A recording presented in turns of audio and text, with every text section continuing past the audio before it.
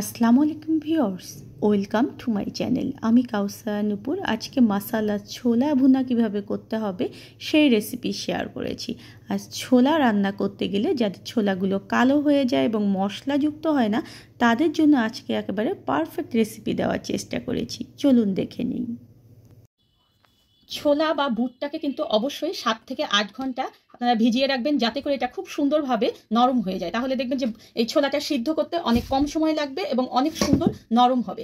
এখন একটা প্রেশার কুকারে নিয়ে সেই পানিটাকে ঝরিয়ে দিয়ে বুটটাকে বা ছোলাটাকে প্রেশার কুকারের মধ্যে দিয়ে দিতে হবে। এখন একটা টিপস হচ্ছে, অনেকেরই দেখা যায় ছোলা রান্না করার পরে ছোলাটা কালো হয়ে যায়। সেটা না হওয়ার পদ্ধতি হচ্ছে, আপনার যতটুকু ছোলা তার চেয়ে দ্বিগুণ পরিমাণ পানি দিয়ে দেবেন। দিয়ে এখানে হাফ চা চামচ পরিমাণ হলুদ গুঁড়ো এবং আপনার কতটুকু ছোলা সে অনুযায়ী এখানে লবণ দিয়ে দেবেন।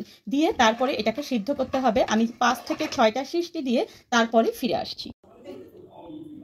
5টা সিটি দেওয়ার পরে বাতাসটা বের হয়ে যাওয়ার পরে আমি দেখুন যে প্রেশার কুকারটা খুলে নিয়েছি।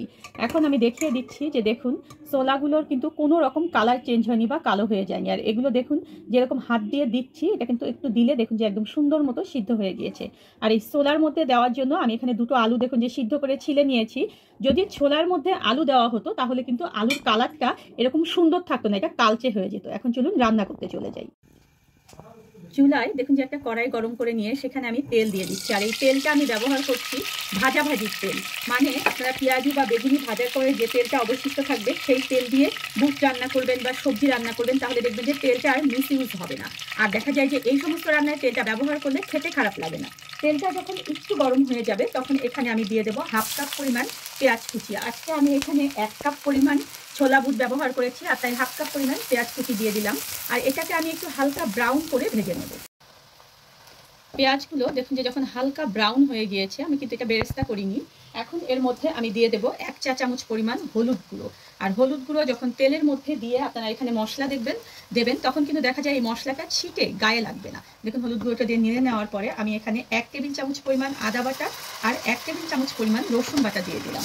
দিয়ে জাস্ট এটাকে একটু তেলের মধ্যে এভাবে একটু নেড়ে নিচ্ছি, যাতে করে এর কাঁচা যে একটা গন্ধ, সেই গন্ধটা চলে যায়।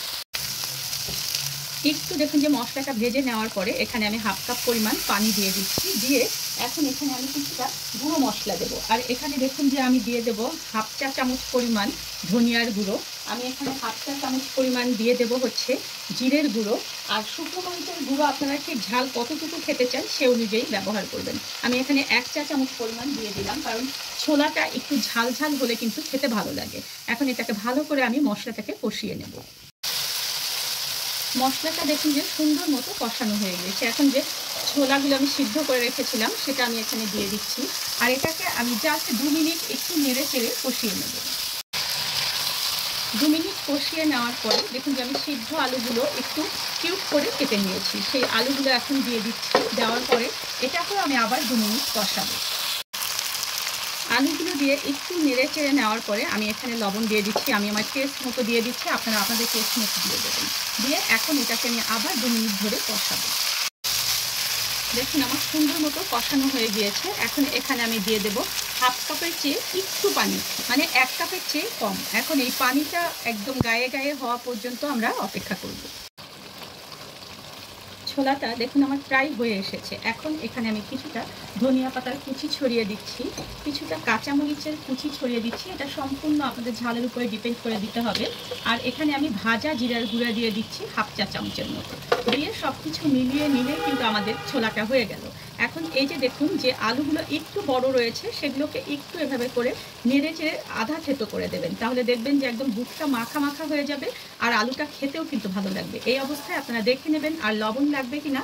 যদি না লাগে তবে এরকম একটু গামাখা অবস্থায় কিন্তু ছোলাটাকে গ্যাস বন্ধ করে দিতে হবে, কারণ এখানে আলু রয়েছে। যদি এর চেয়ে বেশি আমরা ঝোলটাকে শুকিয়ে ফেলি তাহলে কিন্তু এটা একদম ড্রাই হয়ে যাবে, আর সেটা মুড়ি দিয়ে খেতে একদম ভালো লাগবে না। মাসালা ছোলা বুটের রেসিপির জন্য অনেক রিকোয়েস্ট ছিল আমার কাছে, আজকে তাই পারফেক্ট রেসিপি দিয়ে দিলাম। আমার চ্যানেলে রমজান স্পেশাল জিলাপি, পেঁয়াজু, বেগুনি সব কিছুরই কিন্তু পারফেক্ট রেসিপি দেওয়া রয়েছে। ডেসক্রিপশন বক্সে আপনারা সেটার লিঙ্ক পেয়ে যাবেন। আর আরও ভালো ভালো রেসিপি পেতে হলে পুরো চ্যানেলটাই কিন্তু একবার ঘুরে আসবেন। পরবর্তীতে আমার নতুন আরও রেসিপি পেতে হলে আমার চ্যানেলটা কিন্তু সাবস্ক্রাইব করতে হবে। আর সবার আগে নিজের নোটিফিকেশনে যদি আমার এই রেসিপিগুলো পেতে চান তাহলে পাশের যে বেল আইকনটি রয়েছে সেটা কিন্তু অবশ্যই বাজাতে ভুলবেন না। আমি সব সময় চেষ্টা করি পারফেক্ট এবং সহজ রেসিপি দেওয়ার। ধন্যবাদ সবাইকে আমার সঙ্গে থাকার জন্য।